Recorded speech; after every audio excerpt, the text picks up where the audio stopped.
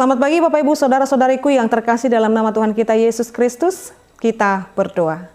Kasih karunia Tuhan kita Yesus Kristus, kasih dari Allah Bapa dan persekutuan Roh Kudus itulah kiranya menyertai kamu. Amin. Renungan harian untuk kita pada hari ini yaitu yang tertulis dalam Kolose 2 ayat 14.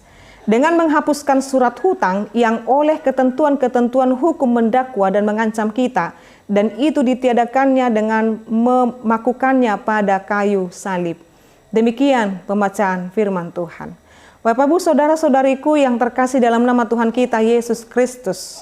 Apakah kita saat ini memiliki hutang Bapak Ibu? Bagaimana sikap kita terhadap hutang kita? Ada orang yang memiliki hutang, dia tidak bisa tenang. Dia tidak bisa tenang, kepikiran saja kepada hutangnya, bagaimana caranya untuk membayarkannya dengan cepat. Tapi ada juga sikap orang santai dengan utangnya.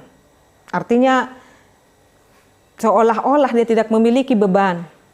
Dia gampang saja menjawab orang yang mengutanginya dengan berkata tidak ada, belum ada, sabar sebentar atau bulan depan atau tahun depan. Ada orang yang tidak terbeban, ada orang yang terbeban. Dalam hal ini Bapak Ibu Saudara-saudariku, mungkin siapapun bisa memiliki hutang Bapak Ibu. Dan apapun itu tergantung kepada sikap kita. Dan dalam hal ini Bapak Ibu, kalau hutang soal materi, kita bisa membayar dan melunaskannya.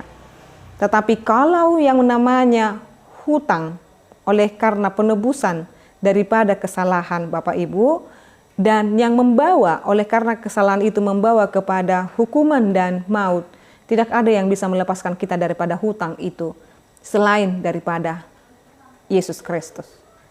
Yesus Kristus mau dan rela mati untuk membayar hutang dosa-dosa kita. Jadi hutang dosa-dosa itu Bapak Ibu Saudara-saudariku, siapa yang berhutang dosa atas dosa-dosa itu atau berbuat kejahatan, maka si iblis mengambil ganjarannya. Si iblis akan mengambil daripada, makanya dikatakan upah dosa adalah maut. Kematian yang selama-lamanya dinantikan si iblis. Kematian kita yang selama-lamanya dinantikan si iblis untuk membayar hutang dosa kita itu. Tetapi oleh karena kemurahan Tuhan, sama seperti dalam Yohanes 3 ayat 16, karena begitu besar kasih Allah akan dunia ini sehingga ia merelakan anaknya yang tunggal, supaya kita mendapatkan keselamatan. Kita tidak binasa oleh karena hutang kita sudah dilunaskannya. Hutang kita dilunaskan oleh Yesus Kristus dengan darahnya yang kudus. Darah yang tercurah itu membuat kita bebas dari hutang dosa itu. Lalu ketika kita sudah dilunaskan oleh darah Yesus dengan daripada dosa-dosa itu, apakah kita lagi dan lagi terus melakukan dosa? Jangan Bapak Ibu, karena hukuman tetap selalu ada. Siapa yang tetap tinggal di dalam dosa itu hukuman selalu ada Bapak Ibu. Maka setiap orang yang sudah diselamatkan tapi tidak menghargai arti daripada keselamatan itu, pada akhirnya dia akan dihukum. Maka kita yang telah percaya kepada Tuhan dan ditebus oleh darahnya yang kudus, maka sama seperti dalam Kolose 2 ayat 14 ini, dengan menghapuskan surat utang yang telah ketentuan-ketentuan hukum mendakwa dan mengancam kita, dan itu ditiadakannya dengan memakukannya pada kayu salib. Jadi saat ini Bapak Ibu Saudara-saudariku, mari tetap percaya kepada Yesus Kristus karena kita telah diselamatkannya dan jangan lagi kita melakukan dosa. Amin, kita berdoa. Ya Allah Bapa kami bersyukur untuk berkat yang Kau berikan kepada kami dalam diri anak-Mu Yesus Kristus. Terima kasih Tuhan buat pengorbanan yang sungguh luar biasa yang tidak dapat diberikan siapapun.